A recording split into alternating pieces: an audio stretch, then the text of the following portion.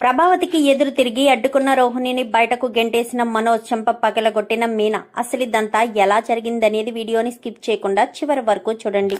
గుండె నిండా గుడిగంటలు upcoming episodes లో ఏం జరగబోతుందో ముందుగా తెలుసుకోవాలి అనుకుంటే కింద కనిపిస్తున్న హైప్ బటన్ మీద క్లిక్ చేసి వీడియోని లైక్ చేసి ఛానల్ ని సబ్స్క్రైబ్ చేసుకుని పక్కనే ఉన్న బెల్ సింబల్ లో ఆల్ పై క్లిక్ చేయండి. రోహిణి నిజ స్వరూపం ప్రభావతి పూర్తిగా తెలుసుకోవాలని మీరు కూడా కోరుకుంటే కామెంట్ లో ఎస్ అని టైప్ చేయండి. ఇంకా మనోజ్ అయితే షోరూమ్ లో జరిగిన విషయం అయితే ఇంట్లో చెప్పడు. ఎందుకంటే ఇంట్లో చెప్తే ప్రభావతి మామూలుగా ఊరుకుంటుందా? ఇంకా ఇంటి నుంచి బయటకు గెంటేయడానికి క్షణం కూడా ఆలోచించదు. ఇదంతా కూడా రోహిణి ఎందుకు చేశాను అని చెప్పింది. అత్తయ్య ఇంట్లో మాట్లాడనివ్వట్లేదు, అట్లీస్ట్ షోరూంలో అయినా మాట్లాడాలి అన్న ఉద్దేశంతోనే ఈ రకంగా షోరూంకి రావాలని ఎలా చేశాను అంతే తప్ప ఎవరిని మోసం చేయడానికి కాదు అని చెప్పి ఇంకా రోహిణి ఏదో సమర్థించుకుంది కదా. మనోజ్ అయితే చిరాకు పడతాడు. బాలు మీనా ఇద్దరు అక్కడి నుంచి వచ్చేస్తారు. ఇంకా ఇంటికి వచ్చిన తర్వాత మనోజ్ అయితే ఎప్పుడు చెప్పినట్టుగానే అబద్ధం చాలా సునాయాసంగా చెప్పేస్తాడు. ఆర్డర్ తన వల్లే క్యాన్సిల్ అయిందని, క్యాన్సిల్ నేనే చేశానని, క్యాన్సిల్ చేయకపోతే మనకు నష్టం ఎక్కువ వస్తుంది లాభాల కంటే అన్న ఉద్దేశంతోనే ఆర్డర్ క్యాన్సిల్ చేశాను అని చెప్పి ఇంకా చెప్పడంతో సరే అని అక్కడి నుంచి కాస్త ప్రభావతి వెళ్ళిపోతుంది. ఇంకా శృతి, రవి, మీనా, బాలు వీళ్ళ నలుగురు కూడా రూమ్ లో మీటింగ్ అయ్యి అసలు విషయం చెప్తాడు బాలు. ఏంటి రోహిణియా అనగానే అవును, నాకు ముందే తెలుసు బాలు, ఈ డీలు అంటే ఏదో అనుమానం కలిగింది. రోహిణియే ఉంటేనే ఇస్తాను అని చెప్పడంతో నాకు అనుమానం వచ్చింది. కానీ మనం ఏం మాట్లాడకూడదు కదా నిజానిజాలు తెలియనప్పుడు అని సైలెంట్ గా ఊరుకున్నాను. కానీ ఆంటీ మాత్రం ఓసరు వెళ్ళేలా భలే రంగులు మారుస్తున్నారు. అవసరమైతే ఒకలాగా, అవసరం లేకపోతే ఒకలాగా. వాళ్ళిద్దరినీ మాత్రం దూరంగా ఉంచడానికే ట్రై చేస్తున్నారు. అందుకే పార్లలమ్మ ఇలాంటి ప్లాన్లు వేస్తుంది. ఇంకా ఇంకా ఏం చేస్తుందో. ఇలానే ఉంటే వీడు మోసపోతూనే అమ్మాయికుళ్లానే ఉంటాడు.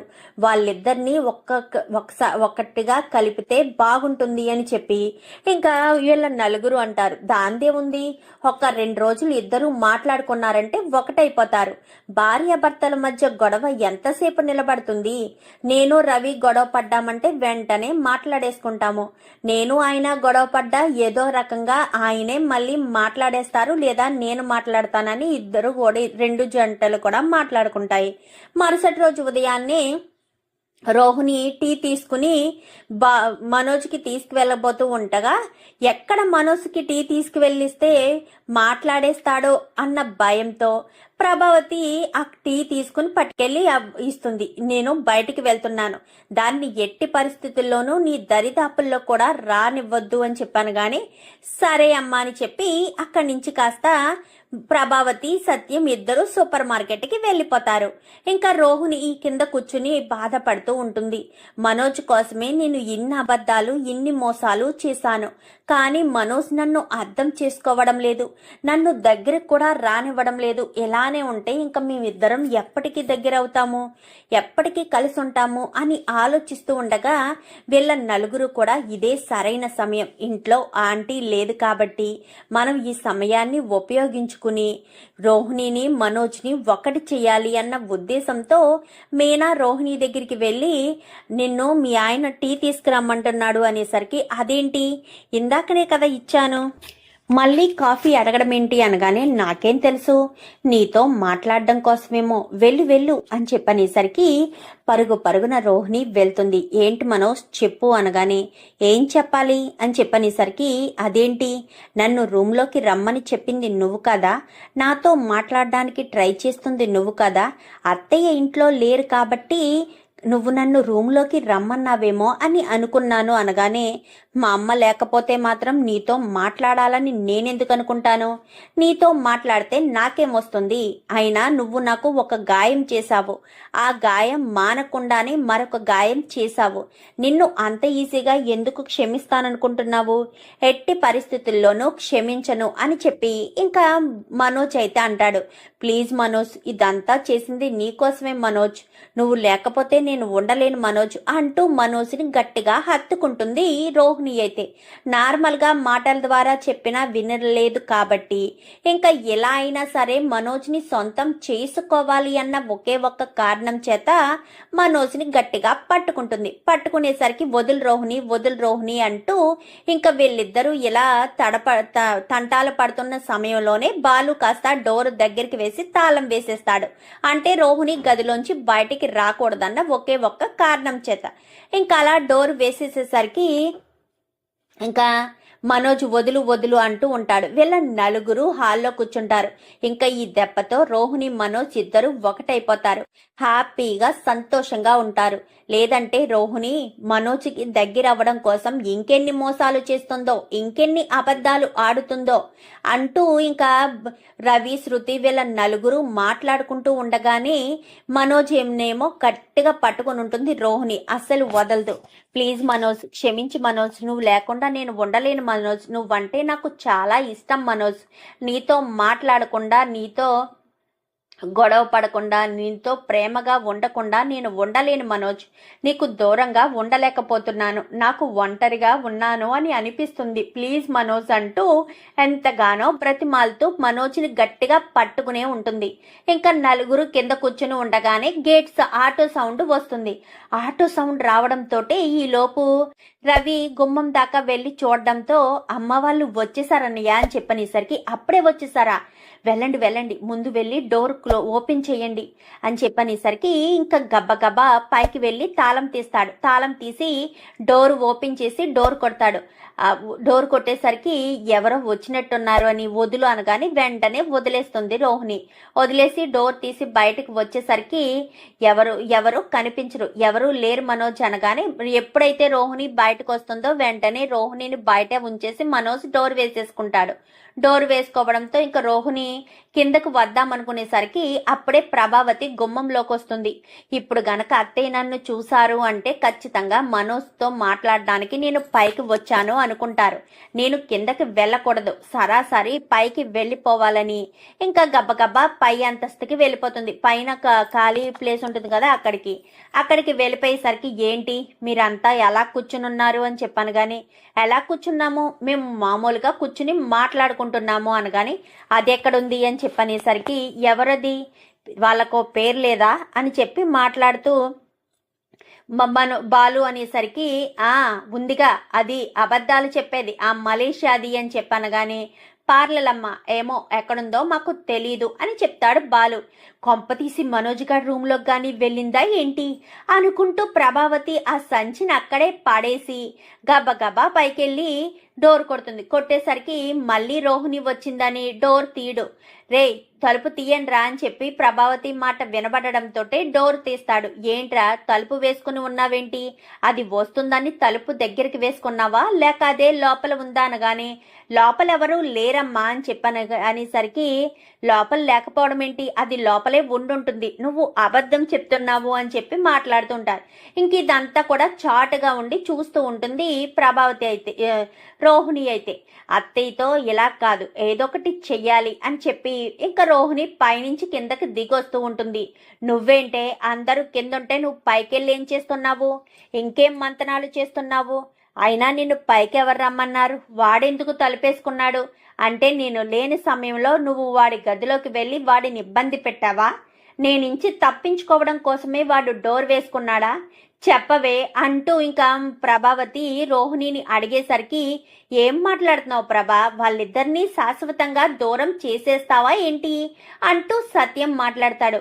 అవునండి, వీళ్ళిద్దరూ కలిసి ఉండడానికి వీల్లేదు, కేవలం దాన్ని ఇంట్లో మాత్రమే ఉంచాను, అది అత్తయ్య మాట మీద గౌరవంతో, అలాగని మనోజ్ జీవితంలో అది ఉంటాను అంటే అస్సలు ఊరుకోను, అది ఉండడానికి వీల్లేదు అంటూ మాట్లాడేసరికి ఏం చేస్తున్నావో నీకేమైనా తెలుస్తుందా ప్రభా, కొంచెం కాకపోతే కొంచెమైనా బుద్ధుండాలి, నువ్వు చేస్తున్న పని నీకైనా తెలుస్తుందా లేదా అని చెప్పనగానే అదేంటండి అలా అంటారు, వాళ్ళిద్దరూ కలిసి ఉంటే ఎలా కుదురుతుంది, అయినా దానివల్ల మనోజ్ మనసు ఎంతగానో బాధపడుతుంది, వాడు రోహిణి చేసిన తప్పుని పొరపాటుని వాడు తీసుకోలేకపోతున్నాడండి. అసలే నా కొడుకుది సున్నితమైన మనసు, వాడు ఎంతలా బాధపడుతున్నాడో మీకేం తెలుసు అనేసరికి అసలు మీరేమనుకుంటున్నారు అత్తయ్య అని చెప్పి ఇంకప్పుడు వాయిస్ రేస్ చేస్తుంది రోహిణి అయితే.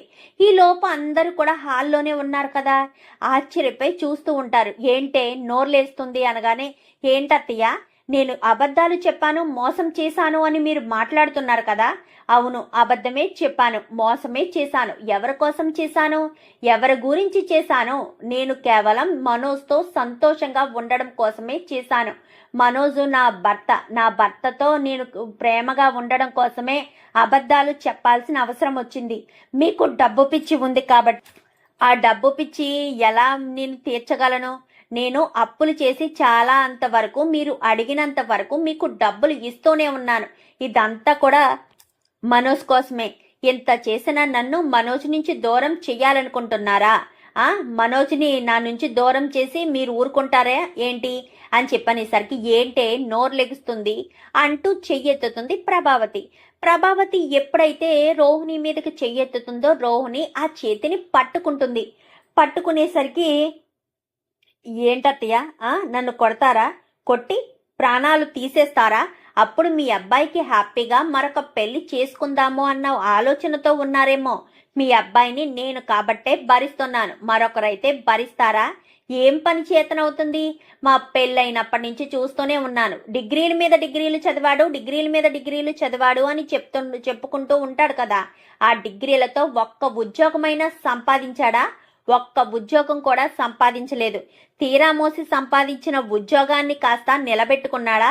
20 రోజులు కూడా పూర్తిగా పని చేయకముందే ఆ ఉద్యోగంలోంచి ఉద్యోగం ఊడిపోతే పార్కులో పడుకుని మీరు కవర్ చేశారు కదా మీ కొడుకుని. మీ కొడుకు ఈ రోజు సోమరిపోతేలా తయారవడానికి కారణం మీరే.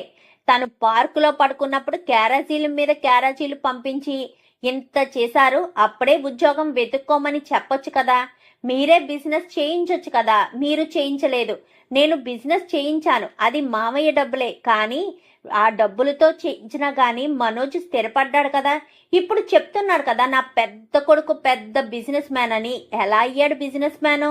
నేను ఆ డబ్బులు నాయి కాకపోయినా నా తెలివితేటలతో బిజినెస్ పెట్టించడం వల్లే బిజినెస్ మ్యాన్ అయ్యాడు. లేకపోతే బిజినెస్ మ్యాన్ ఎలా అవుతాడు మీ కొడుకు? అది ఆలోచించరా మీరు? మనోజ్ని నా నుంచి దూరం చేస్తే నేను చూస్తూ ఊరుకుంటాననుకుంటున్నారా? నా మెడలో తాళి కట్టిన భర్త. ఎప్పుడైతే మనోజ్కి పెళ్ళయిందో మీకంటే నాకే సర్వ హక్కులు మనోజ్ మీద ఉంటాయి. నా భర్తను నా నుంచి దూరం చేయాలని మాత్రం ఎవ్వరు చూసినా వదిలిపెట్టను. ఆఖరికి మిమ్మల్నైనా సరే వదిలిపెట్టేదే లేదు అని చెప్పి ఇంకా రోహిణి ప్రభావతికి ఎదురు తిరిగి సమాధానం చెప్తూ ఉంటుంది. అదంతా కూడా మనోజ్ చూస్తాడు. ఏం రోహిణి, ఏం మాట్లాడుతున్నావు, నీకు తెలుస్తుందా అనగానే, నాకు తెలియకుండా ఎలా మాట్లాడతాను మనోజ్, నాకు తెలిసే మాట్లాడుతున్నాను. నీకే నా ప్రేమ అర్థం కావట్లేదు. ఏం అర్థం అవ్వాలి నీ ప్రేమ? అబద్ధాలు చెప్పి మోసాలు చేయడమా అర్థం కావాలి అని చెప్పి ఇంకా ప్రభావతి ముందే మనోజ్ను కూడా ఎదిరించి మాట్లాడుతుంది.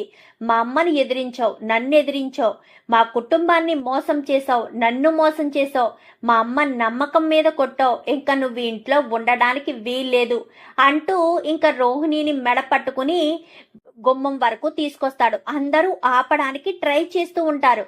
బాలు, మీనా, రవి, శృతి మనోజ్ని పట్టుకుని ఆపడానికి ట్రై చేస్తూ ఉంటాడు.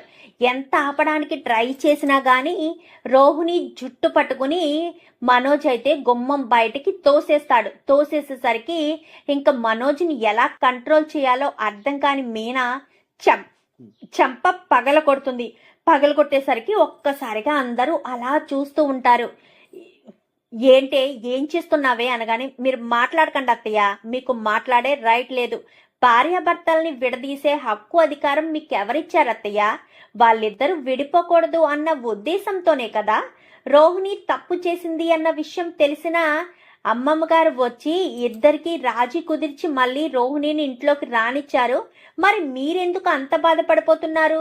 వాళ్ళిద్దరూ భార్యాభర్తలే కదా, అంటే మీరు డబ్బుకే విలువనిస్తారు కానీ మనుషులకి విలువనివ్వరా? మీ వల్లే రోహిణి అబద్ధాలు చెప్పాల్సిన పరిస్థితి వచ్చింది. మీ వల్లే రోహిణి ఆ మోసాలు చేయాల్సిన పరిస్థితి వచ్చింది. ఒకదాని తర్వాత ఒకటి మోసం చేసుకుంటూ వచ్చింది అంటే రోహిణి మీరు అడిగిన డబ్బులల్లా తీసుకొచ్చి ఇస్తూనే ఉంది కదా. వాళ్ళ నాన్న ఎక్కడో ఉన్నాడంటూ ఆ మనిషిని తీసుకురాకుండా మామయ్య అంటూ వేరొక మనిషిని తీసుకొచ్చింది. తను తప్పు చేసింది ఒప్పుకుంటాను, అబద్ధాలు చెప్పింది ఒప్పుకుంటాను, కానీ అదంతా మనోజ్తో బంధం ఉంచుకోవడం కోసమే చేసింది. అది మీరు అర్థం చేసుకోండి. తను చేసిన మాట్లాడిన ప్రతి మాట కరెక్టే. నీ కొడుకు ఎందుకు పనికొస్తాడు? వాళ్ళ తమ్ముళ్ళ డబ్బులు తీసుకునే బిజినెస్ పెట్టించింది. అది కూడా పెట్టించకపోతే ఇప్పటికీ మీ కొడుకు పార్కులోనో లేదో గుడి ముందో అడుక్కుని ఉండేవాడు. అది మీరు మర్చిపోయారా ఏంటి అని చెప్పనేసరికి ఏంటే నోరెత్తి సమాధానం చెప్తున్నావు అనగానే నువ్వు ఆగు ప్రభా అంటూ ప్రభావతి మీదకి చెయ్యెత్తుతాడు సత్యం. మీనా అన్న దాంట్లో తప్పేముంది? రోహిణిని మనోజ్ని విడదీసే హక్కు నీకెక్కడిది? నీ కొడుకు నీ చెక్కు చేతల్లో ఉండాలి అంటే కుదరదు. నీ చెక్కు చేతల్లోంచి బయటికి వస్తేనే వాడు బాగుపడతాడు. నిజంగా రోహిణి చేసింది కరెక్టే. నీలాంటి దానికి అలానే ఉండాలి. ఎంతసేపు డబ్బు డబ్బు డబ్బు. వాళ్ళు సంపాదించింది కావాలి, వీళ్ళ సంపాదించింది కావాలి. నీ కొడుకును సంపాదించమను, కష్టపడి పని చేయమను. ఒక్కరోజు షోరూంలో కష్టపడి పని చేయలేకపోతున్నాడు. షోరూంలో పనిచేసే వ్యక్తి కనిపించి చెప్తున్నాడు. ఏమని చెప్పాడు? ఏం మర్చిపోయావా ఇందాక మార్కెట్లో చెప్పింది?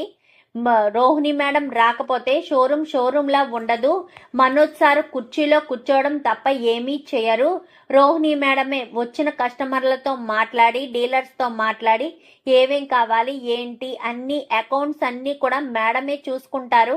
సార్ ఆ ఓనర్ సీట్లో కూర్చుని అక్కడి నుంచి లేవరు అంటూ చెప్పుకొచ్చాడు కదా. అప్పుడు చెవులు మూసుకుపోయాయా? విన్నావు కదా, మరి మాట్లాడవేంటి? చూడు రోహిణి, జరిగిందేదో జరిగింది. నువ్వు ఇక మీదట మీ అత్తగారిని ఎదిరించి మాట్లాడడం చాలా తప్పు. నీ భర్తని మోసం చేయడం చాలా తప్పు. అర్థమవుతుందా? దానికి వాళ్ళకి క్షమాపణ చెప్పి సైలెంట్గా లోపలికి వెళ్ళండి. మనోజ్, నీకు చెప్తున్నాను, నువ్వేమీ మీ అమ్మ పాలు తాగి మీ అమ్మ చంక ఎక్కి తిరిగేవాడివి కాదు. ఎడ్డి గాడిదలా ఉన్నావు. ఇంటికి పెద్ద కొడుకువి. మీ అమ్మ చుట్టూ తిరుగుతానంటావేంటి? మీ అమ్మ కొంగు పట్టుకుని ఉంటానంటావేంటి? నీకు కూడా కొంచెం కూడా ఆలోచించే విచక్షణ జ్ఞానం లేదా? ఉంది కదా. మరి అలాంటి తప్పుడు నువ్వు ఎందుకు మీ అమ్మ మాట వినాల్సిన పరిస్థితి? నోరు మూసుకుని నీ భార్యతో సంతోషంగా ఉండు. నిన్ను నీ భార్యని విడదీయడానికి ఎవరికి హక్కు అధికారం లేదు. రోహిణి నిన్ను కలవడం కోసం, నీతో మాట్లాడడం కోసం మరిన్ని తప్పులు చేయాల్సిన పరిస్థితి, మరిన్ని అబద్ధాలు చెప్పాల్సిన పరిస్థితి వస్తుంది. అది గుర్తుపెట్టుకో అని చెప్పనేసరికి అది కాదు, నేను ఏది కూడా కావాలని చేయలేదు మామయ్య అని చెప్పాను. కానీ అర్థమవుతుందమ్మా, వదిలేసే దాని గొడవ వదిలేసి మనోజ్కి అలాగే ప్రభకు కూడా క్షమాపణ చెప్పి వెళ్ళి నీ పని చూసుకో అని చెప్పనేసరికి క్షమించండి అత్తయ్య, క్షమించు మనోజ్ అని చెప్పి రోహిణి అక్కడి నుంచి వెళ్ళిపోతుంది. చూడోరే మనోజ్, నువ్వు రోహిణిని బాధ పెట్టద్దు. ఏదో జరిగిందేదో జరిగిపోయింది. అదంతా ఒక పీడ కలలా మర్చిపోవడం తప్ప దాన్ని పట్టుకుని వేలాడడం వల్ల బంధాలు నిలబడవు. రోహిణి నువ్వు విడిపోలేదు కదా, వాటిని పట్టుకుని ఉండడానికి మళ్ళీ కలిసి ఉండాల్సిన పరిస్థితి. మీ నానమ్మ ఏం చెప్పి వెళ్ళిందో తెలుసు కదా. మరొక్కసారి రోహిణి ఎలాంటి అబద్ధం చెప్పకుండా నీతి నిజాయితీగా ఉండేటట్టు చూసుకోవలసిన బాధ్యత నీది. నువ్వు నీ భార్యను జాగ్రత్తగా చూసుకో అని చెప్పి ఇంకా ఎవరి పనులకు వాళ్ళు వెళ్ళండి అంటూ సత్యం కాస్త చెప్తాడు. అమ్మ మీనా, ఈ సరుకులు లోపల పెట్టమ్మా అనగానే అలాగే మామయ్య గారు, కొన్ని మంచినీళ్లు టీ కూడా తీసుకురమ్మా అని చెప్పనేసరికి సరేనండి అని చెప్పి ఇంకా మీనా కాస్త లోపలికి వెళ్ళిపోతుంది. బాలు పనికి వెళ్ళిపోతాడు. రవి, శృతి వాళ్ళు పనులకి వాళ్ళు వెళ్ళిపోతారు. ఇంకా ప్రభావతి ఈ హాల్లో కూర్చుని ఉంటుంది. మనోజ్ అయితే గదిలోకి వెళ్ళి గదిలో కూర్చుని ఆలోచిస్తూ ఉంటాడు. ఇంకా రోహిణి మరొక పక్క ఉంటుంది. ఇప్పటి వరకు తన తండ్రి చెప్పాడు కదా, చెప్పిందంతా కూడా ఆలోచిస్తాడు.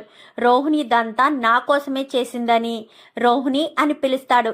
ఏంటి మనోజ్ అంటూ రోహిణి ముందుకొస్తుంది. ఇంకా ఇద్దరు హత్తుకుంటారు. హత్తుకునేసరికి ఇంకా సారీ మనోజ్, నా వల్లే నిన్ను మీనా కొట్టింది అనేసరికి లేదులే రోహిణి, నిన్ను ఇంట్లోంచి బయటకు గెంటేయడం వల్లే కదా మీనా నన్ను కొట్టింది. ఏం పర్వాలేదు, సారీ అని చెప్పాను కానీ పర్వాలేదు అని ఇద్దరికిద్దరు అనుకుంటారు. ఇంకా బాలు అయితే కార్ దాకా వెళ్ళిన వాడు గబగబా వెనక్కొచ్చి వంటగదిలోకి వెళ్ళి ఏంటి మీనా మనోజ్ని అలా కొట్టేశావు? కోపం వచ్చిందండి. ఎంత కాదన్నా రోహిణి ఒక ఆడపిల్ల. తను ఏం తప్పు పాపం చేసిందని? కేవలం తన భర్తతో కలిసి ఉండడం కోసం అత్తయ్య గారికి డబ్బు పిచ్చి ఉంది కాబట్టే తను అలా అబద్ధాలు చెప్పింది. అయినా అది అర్థం చేసుకోకుండా ఇంట్లోంచి బయటకు గెంటేయడమేంటి? రోహిణి అంత పోరాడింది ఎందుకు? మనోజ్తో ఉండడం కోసమే కదా. అలాంటిటప్పుడు మనోజ్ జుట్టు పట్టుకుని మరీ బయటకు గెంటేయడం నాకు నచ్చలేదండి. అందుకే కొట్టాల్సిన పరిస్థితి వచ్చింది. ఆ ఆవేశంలో నేను ఏం చేస్తున్నానో కూడా నాకు అర్థం కాలేదు. అతని చెంప మీద నా చెయ్యి పడిన తర్వాతే నాకు తెలిసింది. ఇంకా తెలిసిన తర్వాత నేనేం చేస్తాను? అందుకే సైలెంట్గా ఉండిపోయాను అనగానే, ఏదేమైనా నువ్వు చేసింది కరెక్టే మీనా. ఒక ఆడపిల్లగా మరొక ఆడపిల్ల జీవితాన్ని కాపాడావు. నిజంగా నువ్వు చాలా గ్రేట్ మీనా. సరే నేను వెళ్ళొస్తాను అని బాలు కాస్త అక్కడి నుంచి వెళ్ళిపోతాడు. ఇంకా మీనా మంచినీళ్ళు టీ అయితే ఇద్దరికి తీసుకొచ్చి ఇస్తుంది. ప్రభావతి ఇంకా మంచినీళ్ళు తాగి టీ తాగుతుంది. ఈ లోపు మనోజ్ రోహిణి ఇద్దరు కిందకొస్తారు. నాన్న మేము షోరూమ్కి వెళ్తున్నాము అనగానే, రోహిణిని కూడా తీసుకువెళ్తున్నావా అని చెప్పనేసరికి, లేదు నాన్న, రోహిణి పార్లర్కి వెళ్ళి సాయంత్రం చేసి షోరూమ్కి వస్తాను అని చెప్పింది అనగానే, అమ్మ రోహిణి, ఇది నీ లైఫ్లో రెండో ఛాన్స్ అని అనుకోవాలి. ఇంతకు ముందు నువ్వు చేసిన తప్పులు, పాపాలు, మోసాలు అన్నింటినీ మర్చిపో. ఒక పేడ కలలా మర్చిపో. ఇక మీదట మనోజ్తో కొత్త జీవితాన్ని మొదలుపెట్టు. మనోజ్కి నువ్వు ఎలా ఉండాలంటే, మనోజు అద్దంలో చూసుకున్నా నువ్వే కనిపించేటట్టుగా ఎదురెదురుగా ఉన్నట్టుగా ఉండాలి. అలాంటి మనస్తత్వంతో నువ్వు మెలగాలి. నీ భర్త అడుగు జాడల్లో ఉండు. అలాగని బానిసలా ఉండమని నేను చెప్పడం లేదు, కానీ అబద్ధాలు చెప్పకు, మోసాలు చెయ్యకు అని మాత్రమే నేను చెప్తున్నాను అని చెప్పి ఇంకా మనోజ్ ముందు రోహిణికైతే చెప్తాడు, వెళ్ళొస్తానత్తయ్య అని చెప్పనేసరికి, వెళ్ళొస్తానమ్మా అని ఇంకా ఇద్దరు వెళ్ళిపోతారు. ప్రభా, నువ్వు లేనిపోని పంతాలు, లేనిపోని పట్టింపులు చేస్తే మాత్రం చాలా కష్టం ప్రభా. అర్థం చేసుకో. నీకు ఎందుకు చెప్తున్నానో ఏంటో నువ్వే తెలుసుకో అని చెప్పనేసరికి, అది కాదండి అని చెప్పాను. కానీ వద్దు ప్రభా, ఎందుకు లేనిపోని గొడవలు పెట్టొద్దు అని చెప్పాను కదా, వదిలేసేయ్. దాని గురించి నువ్వు ఆలోచించొద్దు, సరేనా? ఇంకా మన పని మనం చేసుకోవడం మంచిది. నాకు యూనియన్ ఆఫీస్లో చిన్న పనుంది, నేను ఆ యూనియన్ ఆఫీస్ వరకు వెళ్ళొస్తాను. అమ్మా మీనా, నేను వెళ్ళొస్తానమ్మా అని చెప్పనేసరికి, తొందరగా వచ్చేయండి మావయ్య, ఆలస్యం చేసి భోజనం చెయ్యాలి కదా, మళ్ళీ టిఫిన్ కూడా టాబ్లెట్స్ కూడా లేట్ అయిపోతుంది అనగాని, సరేనమ్మ మీనా, తొందరగానే వస్తాను అని చెప్పి ఇంకా సత్యం కాస్త వెళ్ళిపోతాడు. ఇంకా మీనా వంట చేసుకుంటూ ఉంటుంది. ప్రభావతి రోహిణి మనోజ్తో మాట్లాడేసిందని, మనోజ్ ఇద్దరు కలిసి వెళ్ళి తిరుగుతూ వస్తున్నారని ఇంకా అది చూసిన ప్రభావతి ఇంకా కోపం పెంచుకుంటుంది. ఇంకా బాలు అయితే మొత్తానికైతే మీనా సహాయంతోనో ఎవరొకరి సహాయంతో వాళ్ళిద్దరూ మళ్ళీ కలిశారు. అంతకు మించిన సంతోషం ఏముంది, అంతకు మించిన ఆనందం ఏముంది, చాలా హ్యాపీగా ఉంది అని ఇంకా రోహిణి మనోజ్ ఇద్దరు బాలు అయితే అనుకుంటాడు. రోహిణి మనోజ్ ఎప్పట్లాగే ఇంతకు ముందు ఎలా అయితే ఉండేవారో అదే రకంగా ఉంటారు. ఇదంతా కూడా విద్యకు చెప్తుంది రోహిణి. ఏంటి, మీనా మనోజ్ని కొట్టిందా అనగానే, కొట్టింది. నన్ను మనోజ్ మెడపట్టి బయటకు గెంటేశాడు, అప్పుడే మీనా మనోజ్ని కొట్టింది. మీనా అంత తొందరగా అలా రియాక్ట్ అవుతుందని అస్సలు అనుకోలేదు అనగానే, మీనా మంచిదేనే, నువ్వే అర్థం చేసుకోవు. మీ విషయాలన్నీ బయట పెట్టేస్తుందని నువ్వు అనుకుంటున్నావు. నువ్వు తప్పు చేసి తనను తప్పు పట్టడం ఏంటో నాకు అర్థం కావట్లేదు అని చెప్పనేసరికి, ఏంటే నన్నే తప్పు పడుతున్నావా? నేను ఏ తప్పు చెయ్యను, నీకు తెలుసు కదా అనగాని, చెయ్యవులే, ఇన్ని తప్పులు చేసిన నువ్వు ఏ తప్పు ఎందుకు చేస్తావు? రేపన్నా రోజున చింటూ విషయం కూడా బయటపడితే అప్పుడు మాత్రం నిన్నెవరూ క్షమించరే, అది మాత్రం గుర్తుపెట్టుకో. ఇప్పుడు నువ్వు ఏం చేసినా మనోజ్ కోసమే, డబ్బుల కోసమే అని నువ్వు అనొచ్చు, కానీ రేపన్నా రోజున చింటూ విషయం దాచిపెట్టావు అన్న విషయం బయటపడితే అప్పుడు నీ పరిస్థితి ఏమవుతుందో ఆలోచించుకో అని చెప్పి ఇంకా విద్య కాస్త ఫోన్ పెట్టేస్తుంది. బయటపడ్డ రోజున చూసుకోవచ్చులే అని రోహిణి కాస్త టేక్ ఇట్ ఈజీగా తీసుకుంటుంది. చూద్దాం మరి రాబోయే ఎపిసోడ్స్లో ఇలాగే జరగాలని మీరు కూడా కోరుకుంటే కామెంట్లో ఎస్ అని టైప్ చేయండి. Thank you for watching.